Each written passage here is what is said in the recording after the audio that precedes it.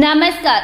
जम्मू कश्मीर के अनंतनाग जिले के कोकरनाग में 13 सितंबर को आतंकवादियों और सुरक्षा बलों के बीच मुठभेड़ हो गई, जिसमें भारतीय सेना के 3 जवान शहीद हो गए।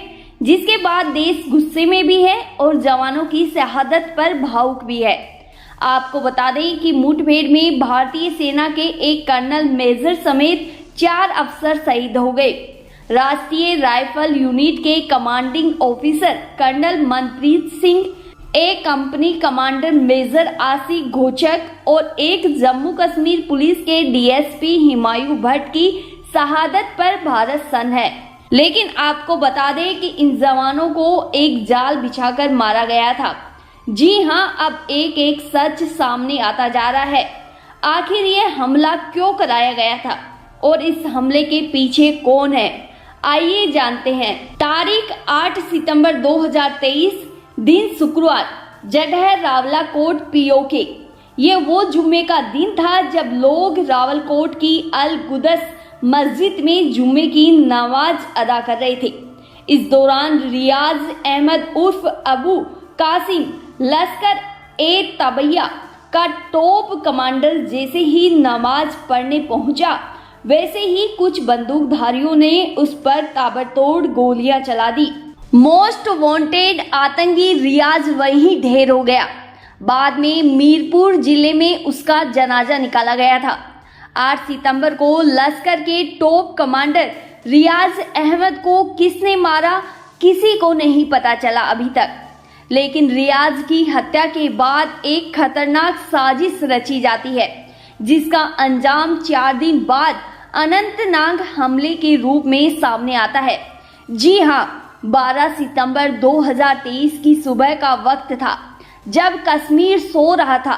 तभी खुफिया एजेंसी के कानों तक एक मुखबिर के जरिए एक सूचना पहुंचती है कि कोकरनाग के जंगल में एक सटीक स्थान पर आतंकवादी संगठन लश्कर के द रेजिस्टेंस फोर्स के 2 आतंकी छुपे हुए हैं। जब ये खबर भारतीय जम्मू कश्मीर सेना के डीएसपी हिमायू तक पहुंचती है, तो वो एक्शन में आ जाते हैं।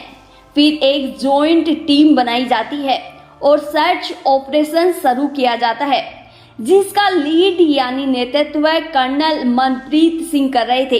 कर्नल मनप्रीत सिंह मेजर आशीष घोचक के साथ मिलकर मुखबिर की दी गई लोकेशन पर पहुंचते हैं। बता दें कि ये लोकेशन अनंतनाग जिले के इसी कोकरनाग जंगल की थी। ऑपरेशन बहुत मुश्किल भरा था, क्योंकि यहाँ मक्के के खेत, सेब के बगीचे और पहाड़ी घने जंगल है। अफसरों को लगा कि मुखबिर की खबर पक्की है, लेकिन मुखबिर आतंकवादियों से मिला हुआ था, यानी वह बिचौला था। इस बात से अनजान अफसर सर्च ऑपरेशन का प्लान बना ही रहे थे, तभी अचानक गोलियां चलने लगी। दोनों आतंकवादी जंगल में मौजूद उसी हाइड आउट बगल वाले पहाड़ पर छिपे बैठे थे। घात लगाकर बस इसी बात का इंतजार कर रहे थे कि कब जम्मू कश्मीर की टीम और आदमी आए और वो हमला करे। गोली लगने के बाद तीनों जवान नीचे गिर गए, फिर भी आतंकवादियों पर हमला करते रहे।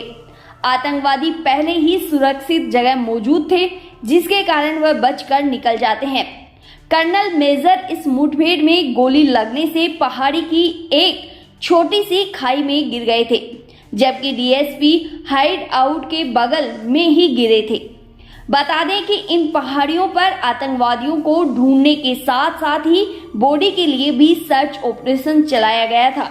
डीएसपी हिमायू के शव को लाने में 6 घंटे का समय लग गया था, लेकिन आतंकवादी उजेर खान इसी इलाके का रहने वाला था, इसीलिए वह हर रास्ते को जानता था, जिसके कारण वह भागने में कामयाब रहा।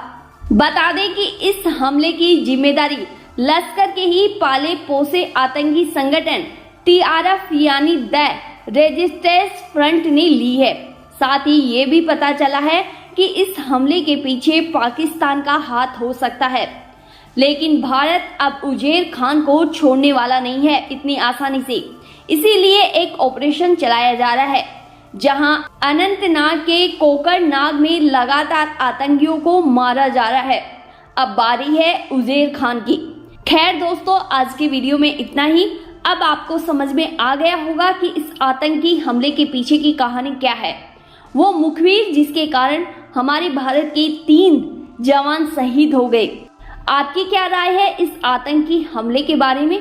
हमें कमेंट कर जरूर बताइएगा। धन्यवाद।